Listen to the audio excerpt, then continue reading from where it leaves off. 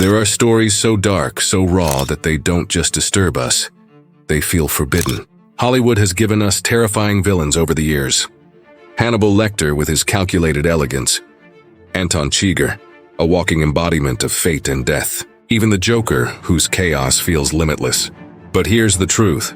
Most of these villains are watered-down reflections of evil.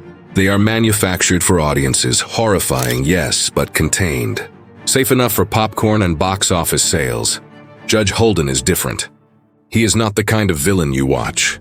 He's the kind of villain that makes you look away. If you were to film him truthfully, scene for scene, act for act, that film would never make it past the censors. Not because of blood or gore alone, but because of the psychological black hole he represents.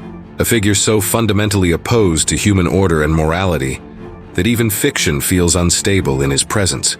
To understand Holden, you must first understand the world he comes from. Cormac McCarthy's Blood Meridian isn't just a Western. It is a violent, almost biblical meditation on chaos and destruction. Set in the lawless borderlands of the mid-1800s, the novel follows a young runaway known only as the Kid. His journey begins as a quest for survival, but quickly drags him into a brutal reality. A gang of scalp hunters who profit from killing Native Americans, mercenaries, and eventually anyone unfortunate enough to cross their path. This isn't the heroic West of John Wayne or Clint Eastwood. It's a landscape of annihilation, where morality is not just absent, it's irrelevant. Hovering over this world like a demon cloaked in human form is Judge Holden. He doesn't simply lead the gang, he commands the very narrative, bending every man around him through charisma, intimidation, and a terrifying vision of the world.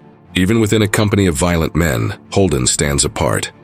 Where others kill for money or survival, Holden kills for principle, as if violence itself is a sacred ritual. And here's the part that most readers never forget. You never truly understand him, and you never escape him. You think you've seen darkness in Hannibal Lecter or Anton Chigurh? They are children standing in the shadow of Judge Holden. Imagine a villain so intelligent he can charm an entire room with a single speech. So physically imposing he seems almost supernatural. And so philosophically committed to chaos that even silence around him feels dangerous. By the time you finish this story, you won't just fear Judge Holden. You'll understand why Hollywood has never dared to bring him fully to life, and why perhaps it never should. Section 1. The World of Blood Meridian. History remembers nations through their victories, monuments, and myths, but it forgets the wastelands left behind when empires tear themselves apart. After the Mexican-American War, the American Southwest wasn't a land of rugged cowboys and opportunity. It was a corpse picked clean by scavengers.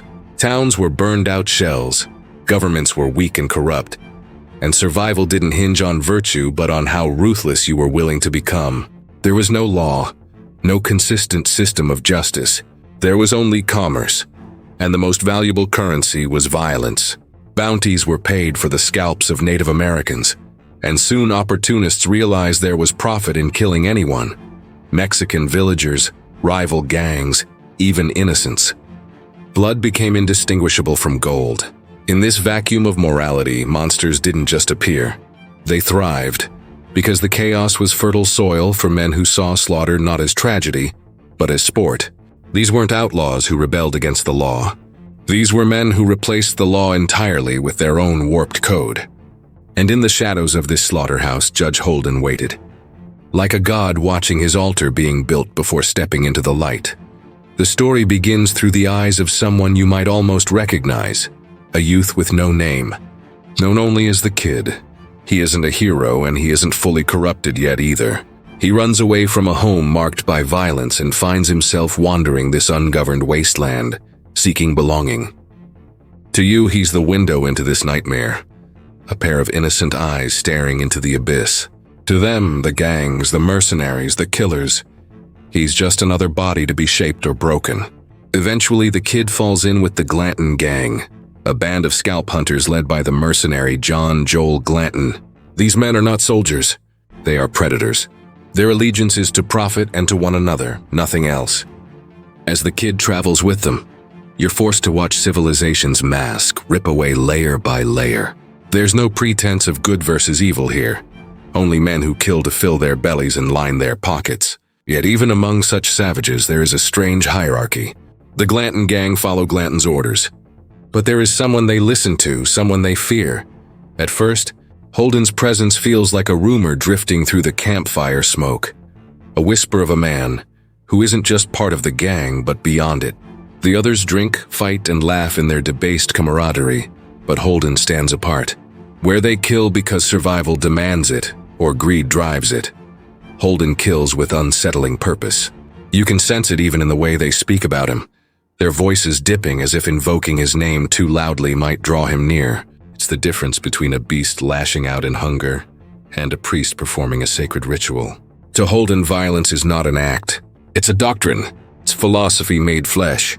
And while the kid's story is our lens, Holden's presence will soon eclipse it, drawing every man in the gang and every reader into his gravitational pull.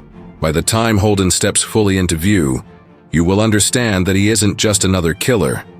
He is the idea of war given human form, and this story has only just begun to reveal his shape. Now that you've glimpsed the ruined world that birthed him, it's time to face the man himself and witness why even other monsters bow in his presence. Section 2. Limits of Hollywood. You never forget the first moment Judge Holden steps into view. He is not introduced like other characters because he is not like other men. He is described as massive, towering over everyone around him, with a body completely hairless, no eyebrows, no lashes, no hint of anything that would tie him to ordinary humanity. His skin is pale, almost glowing beneath the desert sun, giving him a surreal, statuesque quality, like some ancient idol dug up from beneath the sands. To them, he is unsettling in ways they cannot name. He smiles constantly, a wide, unnatural smile that does not match the coldness of his eyes. When Holden speaks, entire rooms fall silent. His words are not shouted. They are delivered with calm, deliberate precision. And even the most hardened killers lean forward to listen.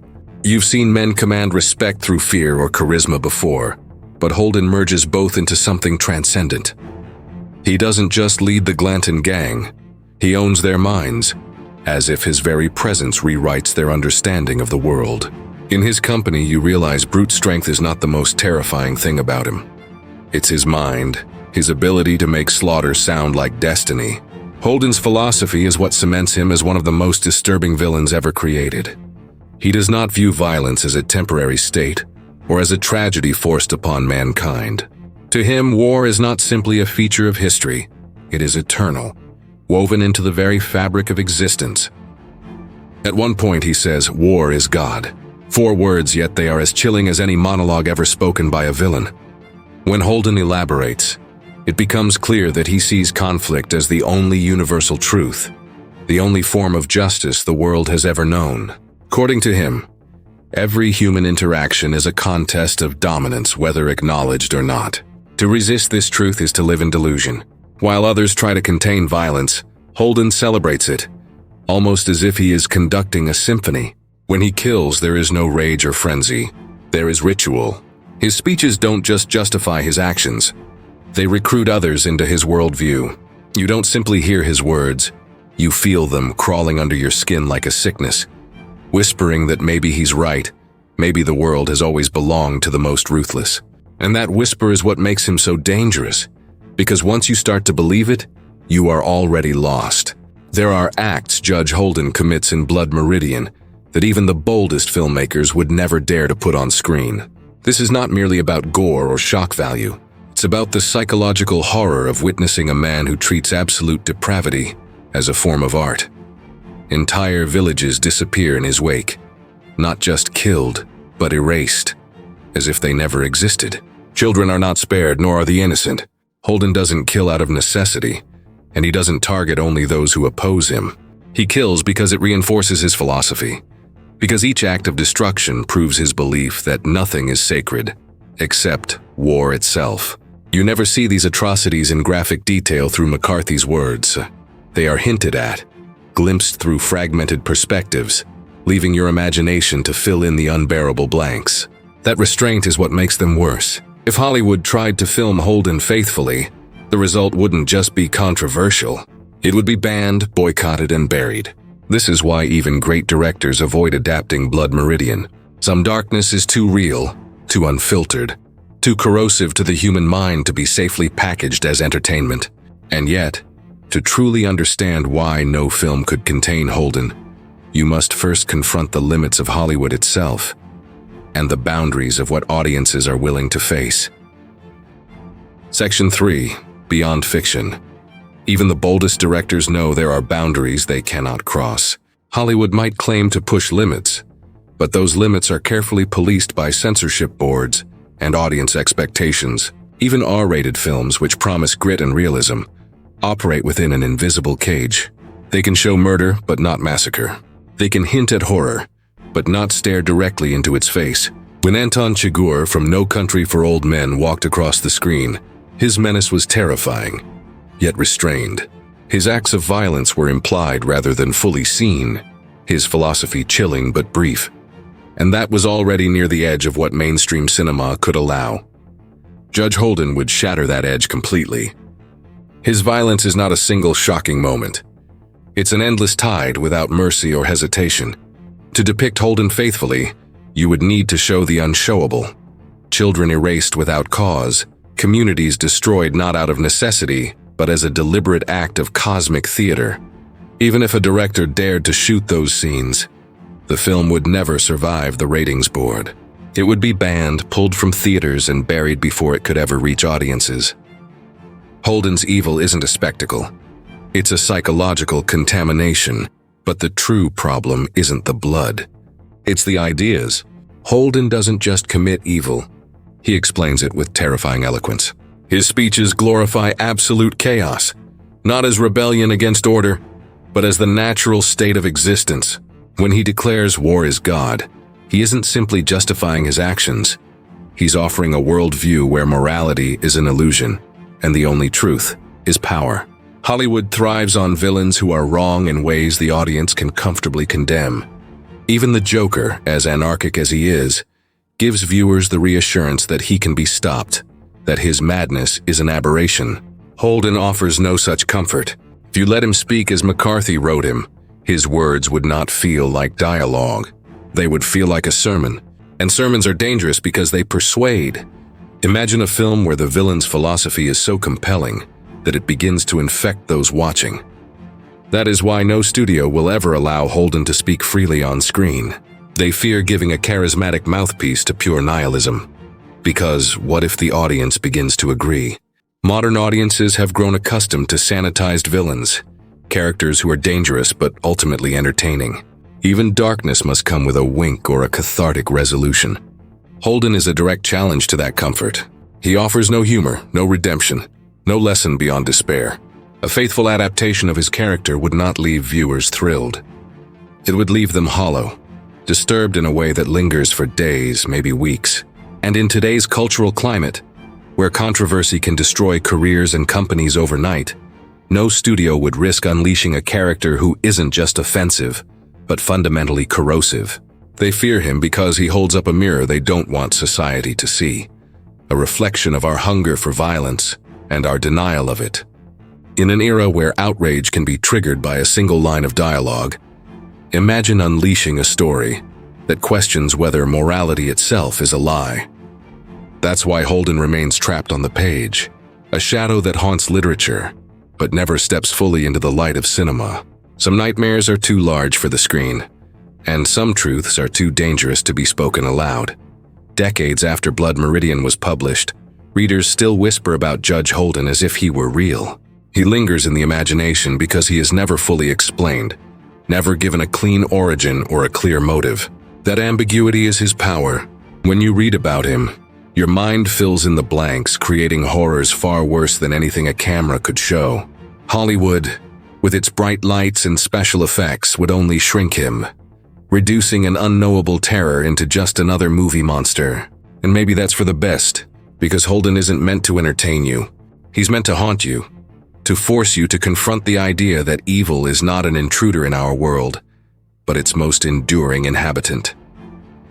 Hollywood can give us serial killers, gangsters, demons, and clowns in purple suits, but Judge Holden, He's too real, too vast, and too dangerous to exist on a screen. His truest form lives in silence and shadow, where your imagination can craft horrors that no director would dare to show. Perhaps that's why his face has never been seen under the bright lights of a theater. Do you think the world is ready to see true evil, unmasked? Or is it safer to let some darkness remain unseen?